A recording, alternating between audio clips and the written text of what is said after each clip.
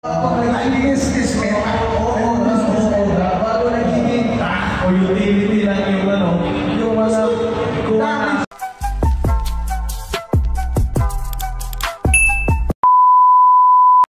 napakahirap ng gamitin ng wire. And of course, 2 sets of bands, Minotaur and Aurora, nakita natin sa game mo, kano malakas yung Aurora na nakita Zero Esports.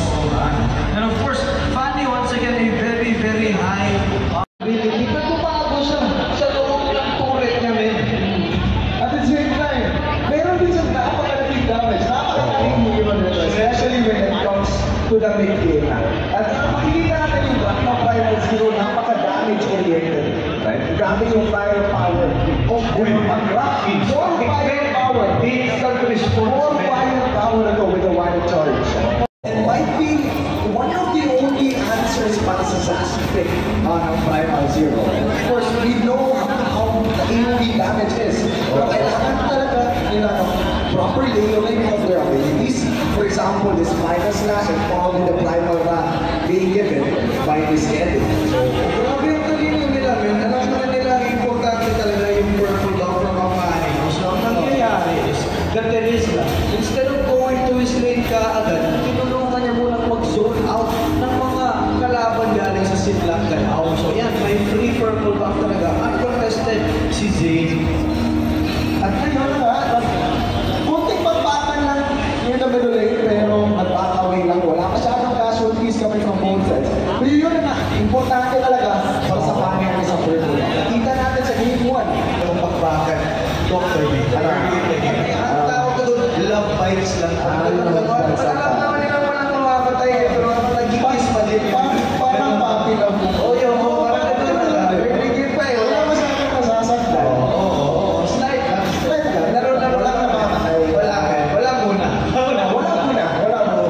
Pero we're almost up to that point na mangyayari na possibly yung malaking clash natin. Pero tanong yung nandito sa ibaba at hindi ka na magkuha dito. At dito sa mga yung nakakuha sa Carlo first shot for the side of Primal Zero. Si Carly Layton, hindi nakagil. Primal Zero taking first blood. The turtle is up, ladies and gentlemen. Available for both of these sides to try and contest. Parang nag-tractor nila, ladies and gentlemen. Captain Jim, papakarta na. Dagat-bigamit ang positive. Tatlong nawawala for Primal Zero. Sayang yung ginawa ni Arlo. Pero nandito pa rin yung isa for the side of Primal Zero. Apat yung nawala. Plus a turtle for the side of Sidlak Ganaw. Nasa kanila na talaga yung muna. Ito para sa loob ito. Men, anong sabi din ang calculate ni Carly Layton? Kaya na 0-1, naging 3-1 niya agad. Triple kill yung clash na yun para sa kanya. Napawi ka agad yung namatay siya sa pantay niya.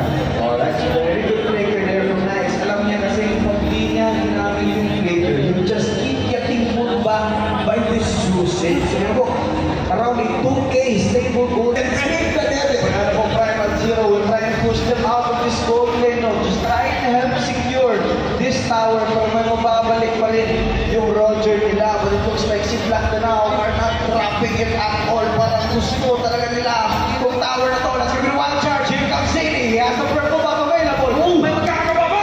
No!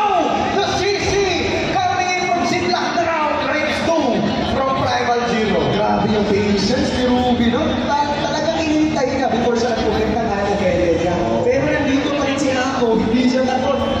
Parang i-defend pa nga niya dito yung top lane nila. Ano, parang mahihirapan na atang mag-lane ng mga objectives. Itong Primal Zero team natin. Pero nakita mo naman yung game plan ng Primal Zero sa amin. Mag-wall block si Knights kasi Zany just goes hand with those cables. Pero nangyari kasi ngayon, is napakabami ng CC from si Black Ganaw. Walang cable na lalabas from this Fanny when he gets held down.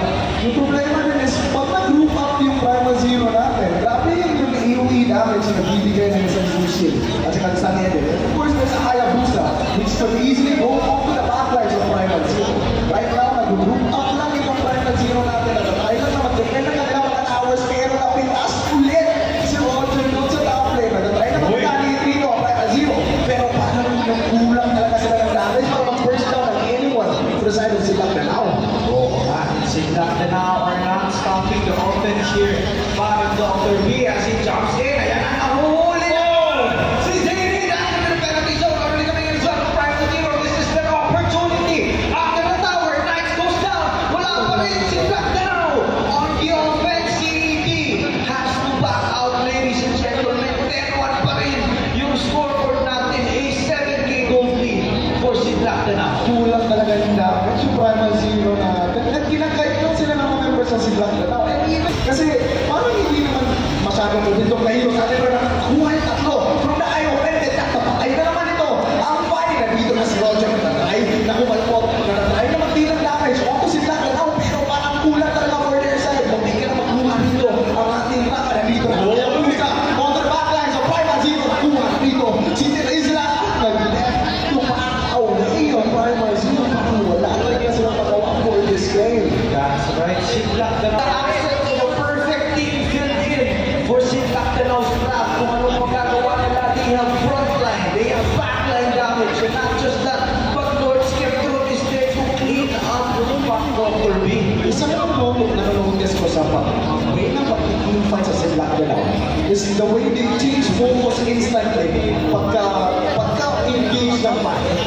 Parang kita nila yung mga pero ngayon nag-commit naman tayo at napitas na naman ang isa for the side of Primal Zero, ang man advantage for them possibly in the next clash. Huli na naman, men. Spin-out-light lang si CED nang bigla na-pull back and he goes down instantly. Very good synergy din galing sa Ruby. With that ultimate ability, gets put down just like that. Pero walang gumagalaw as Primal Zero now have to hold their base in its essence. Parang hindi ka nga, hindi ka naging care sa turtle ito doon at sa Black Now. Pero wala, mapupush tayo, mapukuha tayo ng towers, kailangan natin. Dati kaya naman natin panalo. Pero kuha ulit yung isa for the side of Primal Zero at parang again yung Primal Zero team natin. Pero wala ata sila damage sa video. At this point, ladies and gentlemen, we're looking at a 12K steady gold lead from si Black now, and they're locking Primal Zero in sa base nila, Dr. B. Hindi na makalabas yung Primal Zero. Quarantine, men. Naka-quarantine. Bakto kong binala pare, pero may isa na naman atang mapipitas, pero nakatakas pa.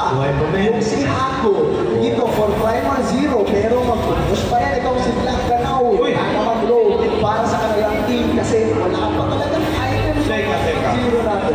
Pumansa na pala, pati mo sa base ng Primal Zero.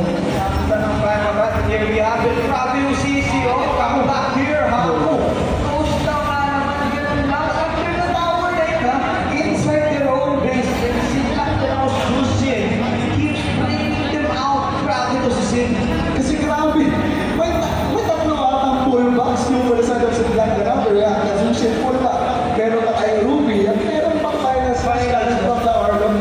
So parang kinukuha na talaga sila from the base of Primal Zero. At ngayon malapit na pumunta rito sa base ng Primal Zero ang Lord for si Black Now. At ito lang sila talagang mag-take ng mga Tilting Towers. At ngayon, yung Primal Zero, hindi na alam kung paano ito i-defend. Ito lang silang mag-go. Isa na yung Tilting Tower na nakuha na si Black Now at hindi na natapos at nakuha ka nga doon si Fanny. Ngayon, ano kaya gagawin ng Primal Zero at nasisi na tayong 3 at 4 at susunod na ang pang-5 for the side of Primal Zero. 5 namatay para sa wala, and it's a clean game for the side of si Black Now. Good fight, man. Wipe out throughout the entire defense. May isang turtle na titira-tina nila kinuha. They wanted to end the game, and they did it right there. What an amazing game coming in. Kuha nila at nai-release nila yung mga players sa ating kabilang side using here the Crimson Beacon ng ating Zushi. The control is really there, and also the picking na kanila pinili would be to have a lot of sustainability in order to give here their side lanes and also their jumpers in control over the map. Hindi din sila takot na magkaroon dito ng clash as they know that they can easily outstand the tank ability ng ating kabilang side. When we look also to their MVP, which is a Sid, with a standing year of 4-0-13 using the Zushin, napakaganda na ginagawa niya. Siya yung parang naging harang dito against the other team. Hindi na